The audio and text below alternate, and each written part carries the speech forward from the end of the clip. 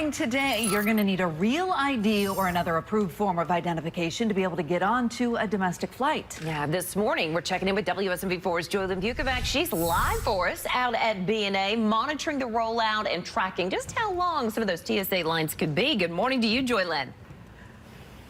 Good morning. Well, the lines are definitely picking up here at BNA, but that's not necessarily abnormal for this hour. 6:30 to 7:30 is typically their busiest time when it comes to air travel here at BNA. So these lines are pretty normal. And so far, I've been talking to TSA, and they tell me that they've only had about a dozen people not have their real ID or another approved form of identification. And they did have to go through an additional process for them to verify that they are who they say they are before they could get past security and then get onto their flight. The real federal ID requirement is now in effect. That's as of today, and this could definitely impact your travel if you're flying anywhere in the U.S. If you don't have a real ID, you will need something else like a passport or military ID to get through TSA.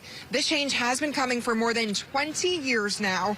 The TSA is warning travelers, get to the airport even earlier. TSA is advising 3 hours before your flight, especially if you do not have a real ID. You may be sent to a different line or face extra screening. Here at BNA, they are not doing an extra line.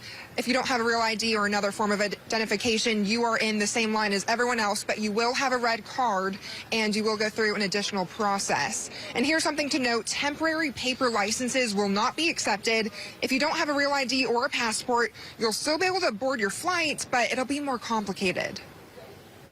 You will see some delays at the security checkpoint. There'll be additional screening. There'll be some identity verification steps that'll need to be taken. But you'll still be able to fly.